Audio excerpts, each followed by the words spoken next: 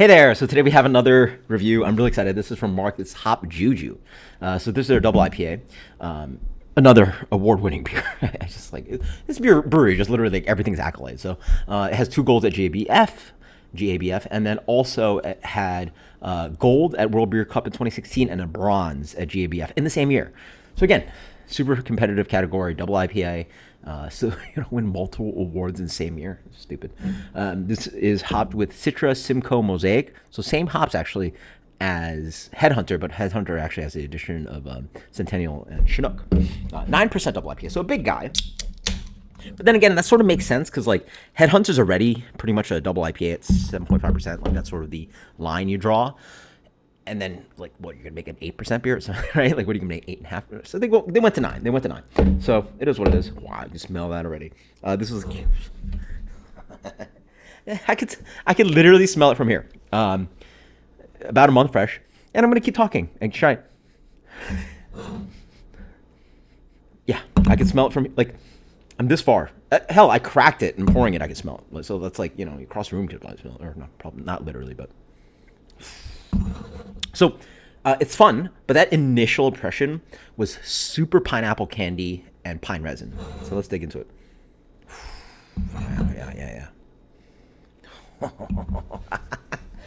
It's just like, it just goes back to these memories of these beers. Like, I mean, at this rate, I've reviewed so many beers, but like so few beers. I mean, you guys can see me in reviews like back in the day. Like, there's few beers that like just like, just take that like double knockback kind of thing, and just like that's what I love about beer. Like have you guys enjoyed that experience in beer in life before, where you just like eat something or smell something and just like you just crumble in enjoyment and just like what are we doing here? Like what am I doing day to day? Like right? It's just like what are we doing? It's just like oh my god, Jesus Christ, super complex. I mean.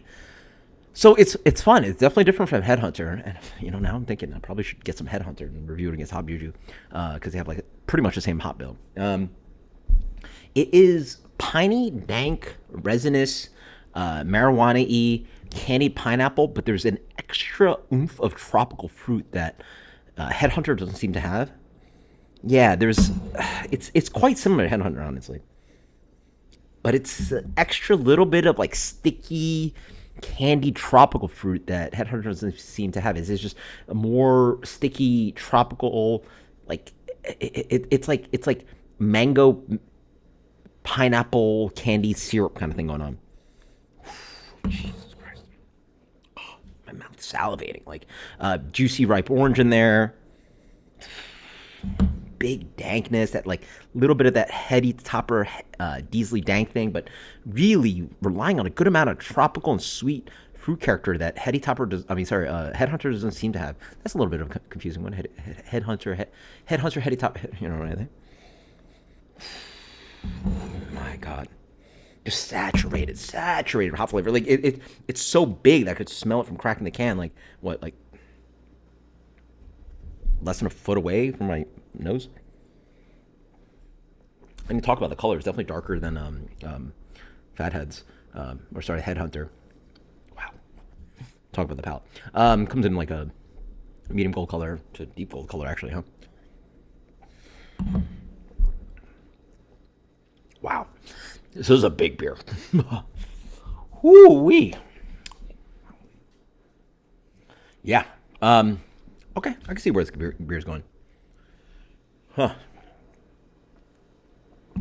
So, it is very much like a bigger brother of Headhunter. Rich, saturated hop character up front. A little bit of stone fruit. So, unlike the nose, it actually leans way more similar to Headhunter. I get melon, stone fruit, big pine resin, saturated hop character.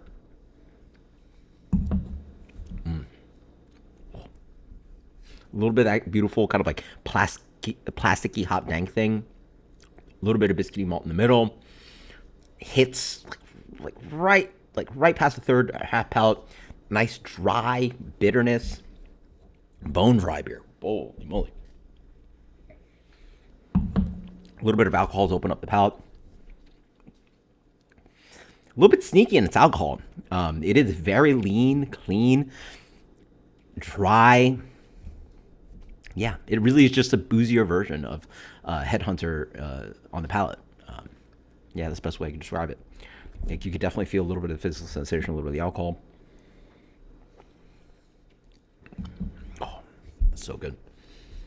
I mean, personally, just based on sessionability and that big alcohol note, I prefer the Headhunter. But this is impressive. I mean, it's super aromatic. I mean, it literally just follows everything I love about Headhunter. And you guys have heard all the stories about, like, you know, what Headhunter tastes like and all that good stuff. So, yeah. I mean, it just goes back to remind me of, like, original batches of, like, some really good West Coast style. I mean, like, I'm thinking of, like, Lost in Sip of Sunshine. I'm thinking of Comrade. What is it? It's More Dodge, Less Ram. Like, I had that in Denver, which won GABF for American IPA. Right? Yeah, I did. Yeah. I think so. Well, I think it got gold. Yeah, I'm pretty sure it got gold. And I was like, wow, impressed. Like, I thought this beer was amazing. And then right after that, it wins at GBF. Shoot, goes up there with stuff like Pliny the Elder and like La Cumbre Elevated IPA. Yeah, right? Like, it's just stupid good. Wow. Wow. So saturated and rich. It's just stupid. Yeah, I'm just thinking about, like, literally, like, their first early batches of Lost in Sip of Sunshine. Big, juicy, ripping hop character. I feel that beer leaned a little bit more malt forward and maybe a little bit more grapefruity, but this is just as saturated. And it does have a little bit of grapefruit action going on. Wow, really good. That's probably gonna be the best West Coast double IPA I'm gonna have this year, right? Yeah, it's got to be, right.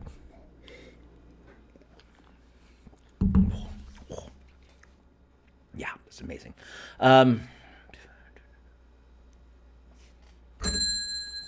98 plus. That's a dumb score, but you know, I just like the fatheads. Sorry, the Headhunter. I keep calling fatheads because, like, that's all I saw at work. Or I keep I associate that beer with fatheads, but obviously it's Headhunter. The Headhunter and also it's Fatheads Headhunter. That I think the leanness on that beer just hits a little bit better for me, like the sessionability of it. Not that this beer doesn't have just the same amount of impression, but it's just like a bigger beer with more alcohol to it, and that definitely works. Like, there's beers like hell, I mean, I love a double IPA, and honestly, like, some of my favorite beers are just pretty much double IPA, some 5, 8%. Or, like, that's the magic moment for many hoppy beers. But this one, 9 is a little bit big. Like, I would love to see this beer at, like, maybe 8.5 or 8. And I know I'm, like, talking about, like, inches, but, like, inches matter, man. Yeah, inches matter. Yeah, for sure.